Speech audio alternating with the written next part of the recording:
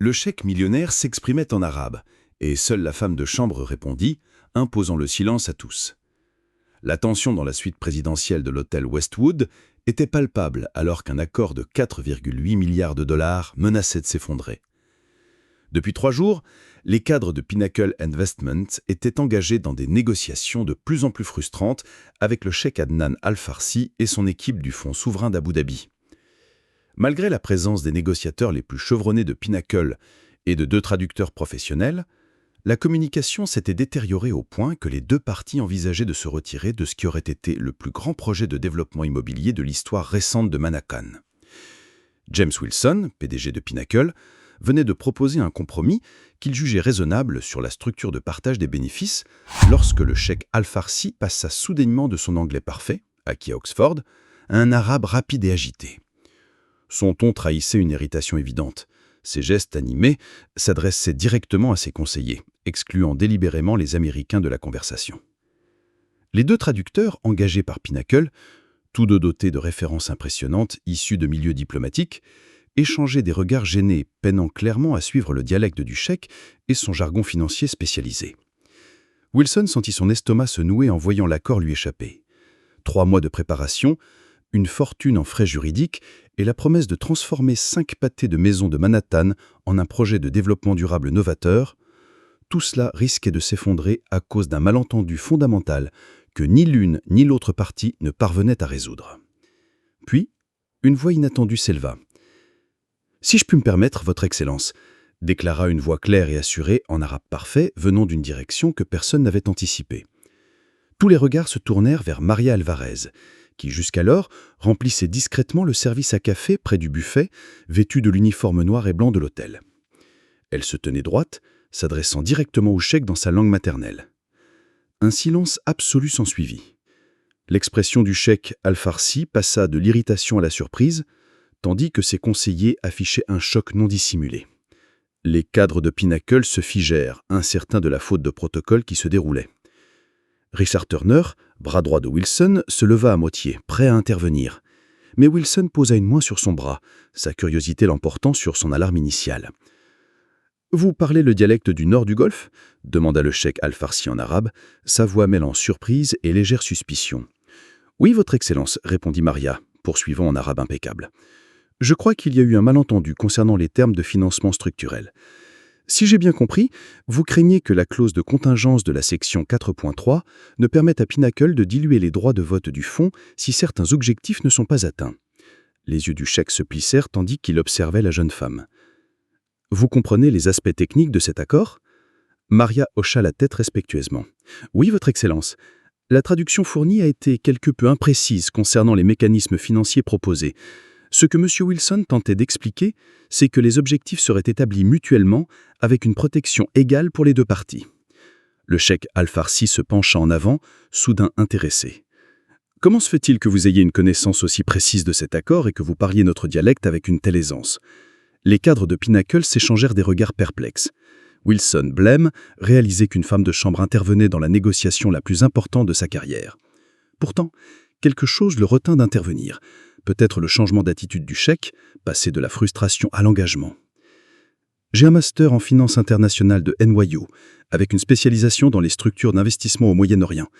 J'ai travaillé 3 ans à l'autorité d'investissement d'Abu Dhabi sous la direction du Dr Faisal Rahman avant de rentrer aux États-Unis pour des raisons familiales. Quant à la langue, j'ai vécu à Sharjah de 8 à 17 ans lorsque mon père travaillait comme ingénieur pour ADNOK. » Un conseiller du cheikh murmura quelque chose à son oreille, et une lueur de reconnaissance éclaira son visage. « Vous étiez dans l'équipe du projet de l'île Al-Maria » affirma le cheikh plus qu'il ne demanda.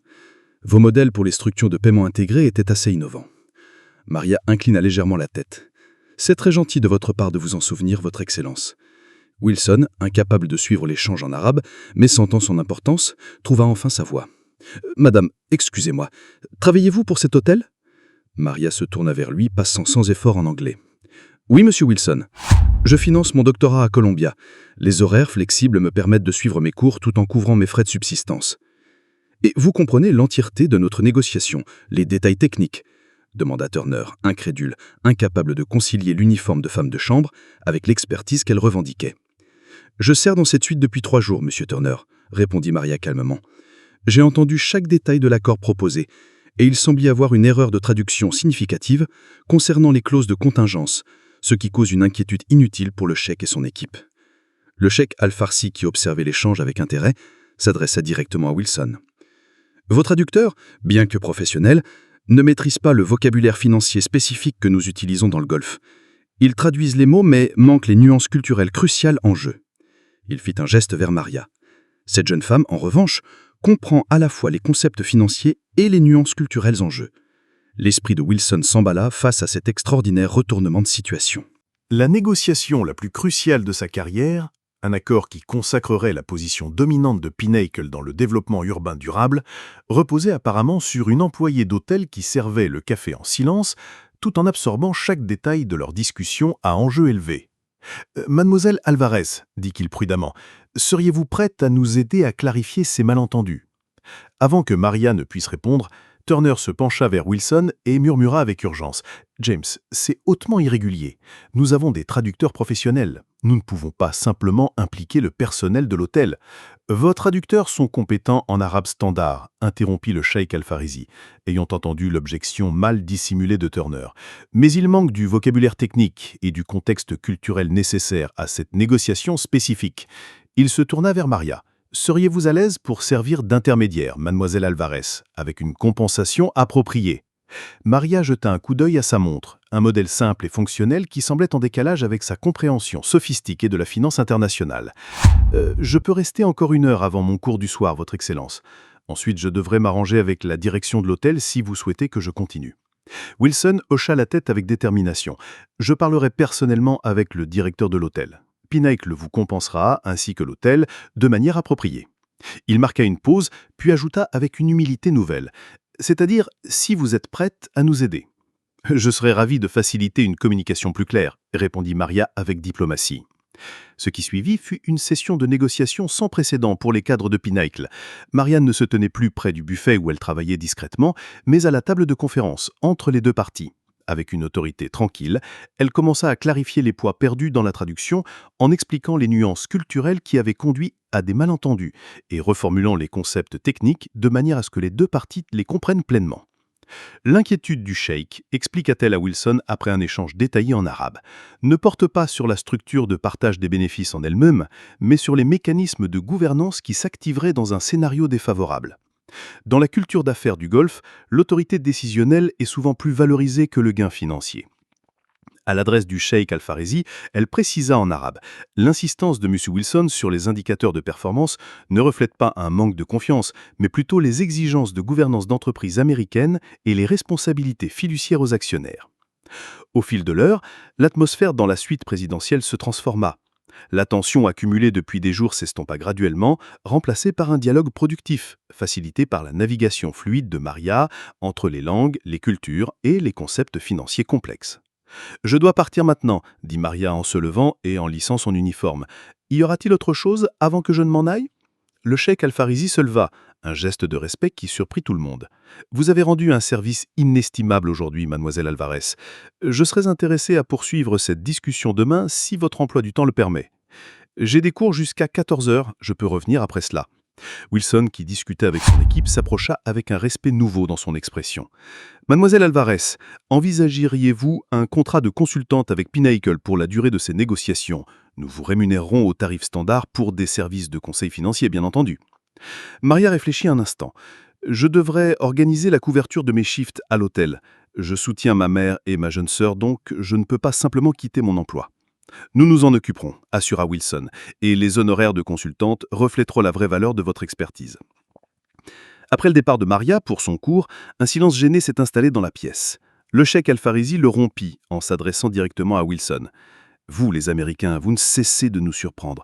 Vous engagez des traducteurs hautement qualifiés qui passent à côté de l'essence de nos préoccupations, tandis que la femme qui sert le café comprend non seulement notre dialecte, mais possède une maîtrise sophistiquée de la finance internationale. » Wilson eut la grâce de sourire, un peu penaud. « Je vous assure, cheikh, nous n'avions aucune idée qu'une employée d'hôtel pouvait être aussi qualifiée. » Le cheikh termina pour lui, d'un ton doux mais incisif. « Dans mon expérience, monsieur Wilson, les apparences sont souvent trompeuses.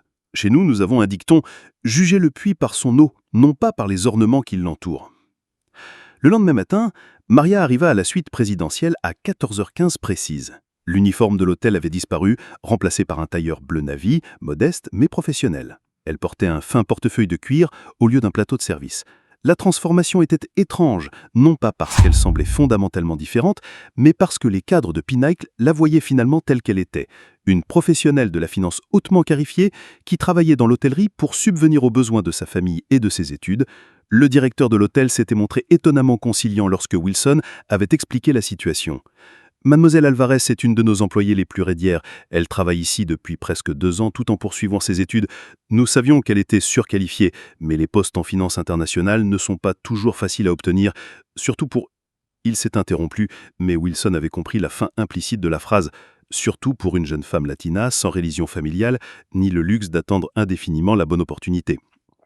Au cours des 2 jours suivants, Maria se révéla impréciable, non seulement comme en tant que traductrice, mais comme une contributrice essentielle à la structure complexe de l'accord. Sa perspective unique, nourrissée à la fois par une formation financière occidentale et une compréhension intime des principes d'investissement du Golfe, permit de combler des écarts qui semblaient insurmontables. Elle rédigea un langage de compromis qui préservait les préoccupations de gouvernance du fonds souverain, tout en répondant aux exigences de performance de Pinnacle. L'après-midi du 3e jour, l'accord révisé était prêt pour les signatures préliminaires. L'atmosphère dans la suite présidentielle était passée d'un affrontement tendu à un partenariat collaboratif. Le conseiller juridique du cheikh Al-Farsi examina les termes finaux avec une satisfaction évidente. Ce cadre répond élégamment à nos préoccupations principales, commenta-t-il en arabe au cheikh. La restructuration des clauses de contingence par Mademoiselle Alvarez offre les protections que nous recherchions sans compromettre la viabilité financière du projet. Le cheikh approuva, puis s'adressa directement à Wilson. « Monsieur Wilson, je crois que nous avons atteint des termes qui permettront à ce projet d'avancer. L'engagement de votre entreprise envers le développement durable correspond à la vision à long terme de notre fonds. Avec les modifications que Mademoiselle Alvarez nous a aidés à élaborer, je suis prêt à poursuivre. » Alors que les principaux signaient l'accord préliminaire, Maria observait en silence, son rôle accompli. Elle avait déjà discuté de sa rémunération avec le directeur financier de Pinnacle, un honoraire de consultante qui dépassait 6 mois de son salaire à l'hôtel. Cela lui permettrait de réduire ses heures de travail et de se concentrer davantage sur la finalisation de sa thèse. Lorsque la signature fut conclue, le cheikh Al-Farsi s'approcha d'elle. « Mademoiselle Alvarez, j'aimerais vous faire une proposition. Notre fonds crée une nouvelle division d'investissement durable à New York. Nous avons besoin de quelqu'un qui comprenne à la fois les marchés financiers occidentaux et notre approche de la création de valeur à long terme. Seriez-vous intéressé à discuter d'un poste avec nous après l'obtention de votre doctorat ?» Maria laissa transparaître une légère surprise. « Je serais honoré d'avoir cette conversation, Votre Excellence. »« Excellent, » répondit le cheikh. « Mon chef de cabinet organisera un entretien formel à votre convenance. Bien que, ajouta-t-il, ces derniers jours constituent à mes yeux un entretien suffisant. Votre performance dans ces circonstances inhabituelles a été des plus impressionnantes. » Wilson, ayant entendu cet échange, s'approcha avec un sourire amusé. « J'espère que vous envisagerez des options des 2 côtés de la table de négociation, Mademoiselle Alvarez. Pinnacle pourrait certainement bénéficier de votre expertise également. » Pour une femme qui avait passé des années à être invisible aux yeux d'hommes comme Wilson, cette reconnaissance professionnelle soudaine aurait pu être déstabilisante. Mais Maria accueillit ces propositions avec la même dignité posée qu'elle avait montrée tout au long du processus de négociation. « J'apprécie ces opportunités, » répondit-elle diplomatiquement. « Pour l'instant, mon objectif immédiat reste de compléter mon doctorat, mais je serai ravie d'avoir d'autres discussions le moment venu. » 6 mois plus tard, la cérémonie d'inauguration du projet de développement durable de Manhattan attira une attention médiatique considérable. Le partenariat entre Pinnacle Investments et le Fonds souverain d'Abu Dhabi fut salué comme un modèle de coopération internationale en matière de durabilité urbaine. Les photos montraient Wilson et le cheikh Al-Farsi se serrant la main alors que les équipes de construction se préparaient à entamer les travaux d'un projet qui deviendrait emblématique. Ce que les communiqués de presse ne mentionnaient pas, c'était l'histoire derrière la négociation. Comment une femme présumée être une simple femme de chambre avait transformé un accord en péril grâce à son expertise inattendue. Il ne mentionnait pas non plus que Maria Alvarez, désormais docteur Alvarez, après avoir soutenu avec succès sa thèse sur les modèles de finances durables, avait accepté un poste de directrice de l'intégration de la durabilité pour la coentreprise avec un bureau d'angle dans l'immeuble même où elle servait autrefois le café. Le premier jour dans ce bureau, elle trouva un petit paquet élégamment emballé. À l'intérieur, un stylo raffiné, dans un étui gravé de calligraphie arabe. La note jointe, écrite de la main distinctive du cheikh, disait simplement « À l'eau du puits, pas aux ornements. Puissiez-vous continuer à surprendre ceux qui sont assez sages pour voir votre vraie valeur. » Maria plaça le stylo soigneusement sur son bureau, un rappel du chemin parcouru et du moment inattendu où un cheikh millionnaire avait parlé en arabe et où seule la femme de chambre avait répondu, changeant la trajectoire de sa vie et défiant les préjugés de tous dans cette pièce.